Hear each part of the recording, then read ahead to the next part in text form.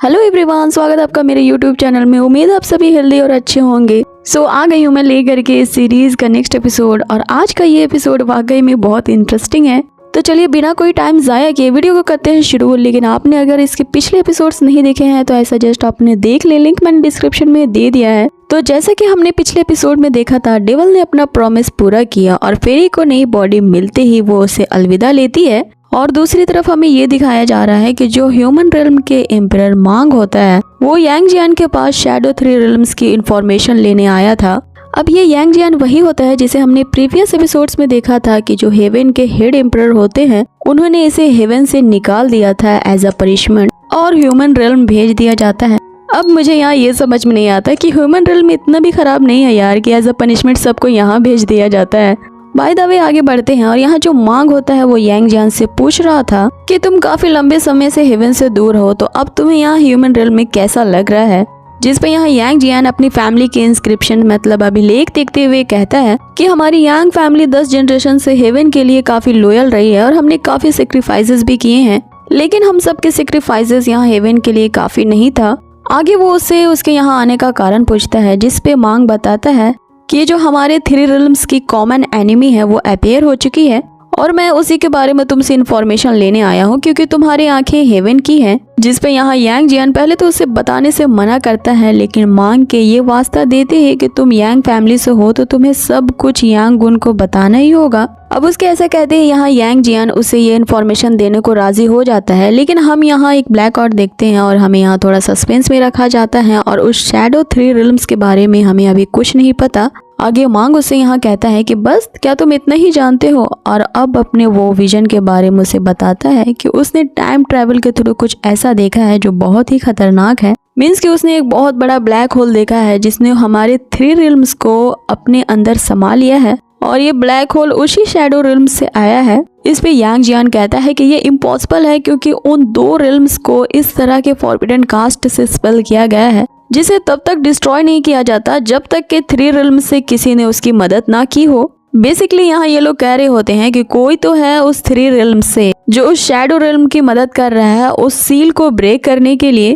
तभी वहाँ पे कोई आता है और वो इन्फॉर्मेशन देता है एम्परर मांग को कि सनबा की हालत बहुत खराब है और उसकी इंजरीज काफी सर्व हैं और उसे हील किया जा रहा है स्टोन हीलिंग गैलरी में, तो आपको वहाँ चलना होगा। जिस पे यहाँ एम्परर मांग कहता है कि वो ली तो इतना ज्यादा पावरफुल नहीं है जिसने मेरे आदमी यानी सनबा को इतना इंजर्ड कर दिया। आगे हमें सनबा को हील करते हुए कुछ मॉन्क्स को दिखाया जाता है जो ये कहते हैं कि इसकी एक्सटर्नल इंजरीज तो उतनी सर्फ नहीं है, लेकिन इसकी बॉडी में एक ऐसा फॉरेन ऑब्जेक्ट है जो धीरे धीरे इसकी सारी इंटरनल एनर्जी को अपने में अब्सॉर्ब कर रहा है।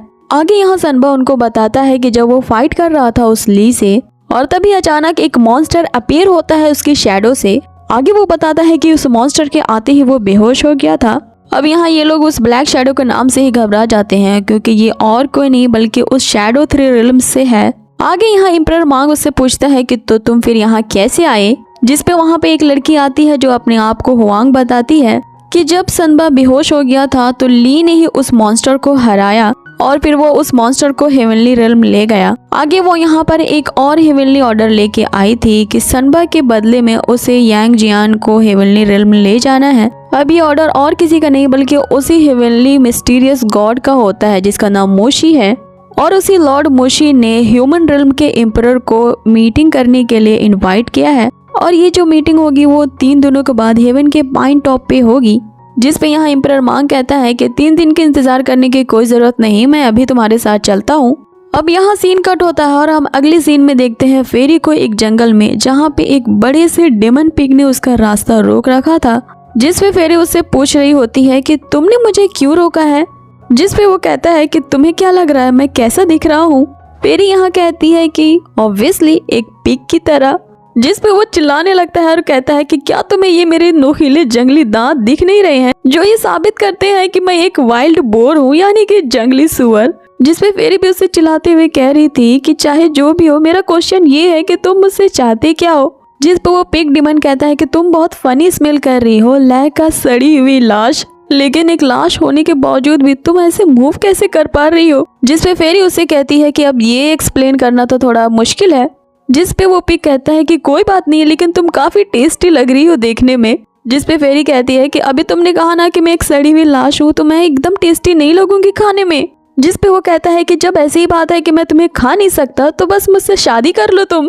जिसपे फेरी उससे कहती है क्या तुम मुझे प्रपोज कर रहे हो। यहाँ वो पिग डेमन पागल हो जाता है और उसे चिल्लाते हुए कह रहा होता है कि अभी मुझसे शादी करो, शादी करो। और यहाँ हमारी फेरी अपने आप को कोस रही होती है कि पहली बार किसी ने मुझे प्रपोज किया और वो और कोई नहीं बल्कि एक पिग है। आगे वो कहता है कि अरे मैं पिग हूँ तो क्या हुआ, तुम देख नहीं रही कि मैं कितना हैंडसम हूँ। और ये कहते हुए वो उसे किस करने को कहता है। अब वो एक ही रट लगाए बैठता है कि मुझे तुम किस करो। और यहाँ फेरी बेबस होते हुए उसे समझा रही होती है कि तुम्हारी ब्रेथ अच्छी नहीं है, हमारी एक नस्ल नहीं है। अब वो डेमन पिग उसे किस करने आगे बढ़ता ही है कि फेरी यहाँ जोर से चिल्लाती है कि बिग डेविल मेरी मदद करो। अब यहाँ वो डेमन उसका मजाक उड़ाने लगता है कि अरे मैं तो तुम्हारी धमकी से डर गया, मुझे तो कहीं नहीं दिख रहा है बिग डेविल, कहाँ है बिग डेविल। यहाँ वो उस पे फिर से चिल्लाने लगता है कि तुम मुझे किस करती हो या नहीं कि मैं तुम्हें खा जाऊं। अब इस बार फेरी बहुत जोर से चिल्लाती है डेविल से हेल्प के लिए और वो अपीयर हो जाता है और आते ही वो उनसे कहता है कि ये आखिर तुमने किस तरह का शोर मचा रखा है। अब यहाँ फेरी उस पिग को बताने लगती है कि अब हिम्मत है तो जरा मुझ पे उंगली भी रख के दिखाओ।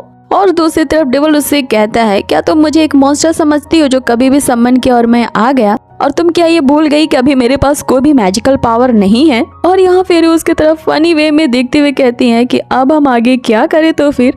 जिसपे यहाँ डेविल कहता है कि मैं अब तुम्हारी सिर्फ आखिरी बार एक मदद कर सकता हूँ, यहाँ पे एक गेट ओपन कर सकता हूँ। तभी ऊपर डेमन पिग उसे स्मेल करने लगता है और डेविल उससे पूछता है कि ये तुम क्या कर रहे हो। जिस पे वो कहता है कि मैं तुम्हें स्मेल करके देख रहा हूँ, क्या तुम टेस्टी लगोगे या नहीं। और थोड़ी ही देर बाद वो उल्टी करने लगता है ये कहते हुए क्या तुम कभी नहीं नहाते। अब ये सुनकर तो यहाँ डेविल कहता है कि आखिर तुम्हारा मतलब क्या है। और ऐसे में वो पिग सनकी हो जाता है और एक जोरदार पंच मारता है डेविल पे। डेविल उसे आसानी से रोकते हुए कहता है कि जाहिर है मेरे पास अभी कोई मैजिकल पावर नहीं है, लेकिन अभी भी मैंने अपनी स्ट्रेंथ खोई नहीं है। अब वो डेमन पिग अपने मैजिकल वेपन का यूज करता है और एक अजीब सी चीज डेविल के ऊपर फेंकता है जिसे वे लोग शिट समझ रहे थे। जिसपे वो पिग कहने लगता है कि अरे तुम लोग क्या गंदी चीज इसे समझ रहे हो, ये तो मिट्टी है। यहाँ फेरी उस मिट्टी को देखते हुए कहती है कि ये तो काफी स्ट्रेंज लग रही है। जिस पे वो डिमोनिक पिग उनसे कहता है कि अब तुम लोग मेरे चंगुल में फंस गए हो और ये कोई ऐसी वैसी मिट्टी नहीं बल्कि एक डिमोनिक सोल है जो तुम्हें थोड़ी ही देर में अपने गिरफ्त में ले लेगी और तुम्हें ऐसा जकड़ेगी तो तुम यही खड़े खड़े में मर जाओगे। अब इसी के साथ ही हमारी ये इस एपिसोड का ये पार्ट यही खत्म होता है। और ये जो कॉन्वर्सेशन होती है इनके बीच बाय द वे बहुत ही ज्यादा फनी थी। और वो जो पिग था इस तरह से आवाजें निकाल रहा था, इसमें तो मैं आपको वो आवाज नहीं बता सकती, लेकिन वो बहुत ही फनी था। सो गाइस इसका नेक्स्ट पार्ट तुरंत ही आने वाला है, सो बने रहिए हमारे इस चैनल के साथ। और आज की ये वीडियो आपको कैसी लगी हो मुझे कमेंट बॉक्स में जरूर बताएं। मिलते हैं आप लोगों से इसके नेक्स्ट पार्ट में। Till then take care, bye.